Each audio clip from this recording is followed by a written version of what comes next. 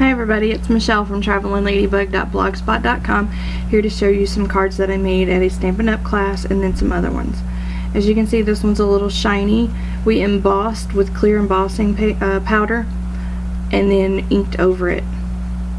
And then put a little thank you. There's a strip of ribbon right here and it's blank on the inside, but I put a liner so that whenever it goes to the soldiers overseas they can send them in. It's a little fall themed, so I'm probably gonna hold on to this until I send out my Christmas cards in September. So there's that one, and I made two. I always make two. She does like a set. You can make 2 of everything, 4 of everything, 6 of everything, and so on. This one is a happy birthday card. It's got a little bit of washi. See, there you go, there's the glare or whatever. I don't know if you can see or not. Let me turn it. The orange paper here is inked with orange ink, but it's a wood grain stamp. Let me see. Whoop, I can't hold it up there to the light. You won't be able to see it. Anyway, we rounded the corners here and then ink distressed them. Ripped off the end of the happy birthday one and inked it too. The ones that she had made for the party actually, oh my gosh, it's raining, actually had numbers right here, like a big 4 and a 0 or a 3 and a 0 or a 21. I opted to not do that because the soldiers, they may not know someone that has a birthday, a 21st or a 30th or 40th birthday. And then on the inside I put a liner, and I already have them tucked and ready to go to Operation Right Home. Here's the second one, looks just like it. Then we have, this one is embossed as well. Let's see, there it goes. It just says happy birthday on gray on white paper with a red background. We did some banners, and then this is gray as well. And then the card itself is black, so of course there's a liner on the inside. Sorry if you guys can hear all that thunder. And it was not raining when I started this video.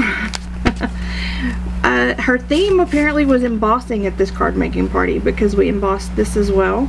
Let's see, can you see the shiny? There we go. And she cut out the birds with her silhouette, which I now have, yay, and put a little thank you, thinking of you, not thank you, thinking of you on there, and then a liner on the inside. And then these are hot dog fold cards, as Sandy calls them, so they're going to be tucked all the way inside the envelope. There you go. And of course I made 2 of those. I also just recently did a video on how to draw your own sun and clouds, and did you hear that? It just stopped, like boom, it stopped. That is too funny. Okay, sorry, get back to the video, Michelle.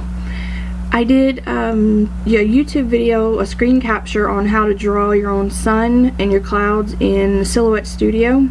And this is the card that inspired that. I had went in and drawn all that, and I said, you know what, other people can do this too. So I did a video, and there's a whole bunch of these that is the same concept. It's just on craft cardstock with the liner on the inside. And as always, I put the Operation Right Home stamp and then my stamp to my blog on the back. I'll tuck that later. So there's several of those. Yep. And then my aunt showed me a video on how to do the bandana effect, and I don't know how close I can get to this and it not be okay. It's gonna be blurry. The lady that did it, I'll see if I can find her link. She just used random stamps and then with stays on black ink, and then went over it with Tim Holtz Distress Inks, and then went over some of the black with white gel pen. Don't know how well you can see that, but that's there. So that's my very first bandana technique. So I thought it turned out pretty cute for a kid anyway. I tried not to make it look like it, you know, there's the liner. A kid made it, but it'd be cute for a kid because it says it's your birthday, let's celebrate. An adult might like it, I don't know, we'll see. Okay, and then next to last, with my new Silhouette machine, I had seen, I think, Vicky, and I can't pronounce her last name, so I'm not even gonna try. She had a die that has stars, like falling stars. She used a die to cut down the side of her cardstock and then put little strips of colored paper behind them. Well, I don't have that die, so I went into my Silhouette studio and made little stars, just hand drew them, and then duplicated them over and over and over and over till I got what I was looking for.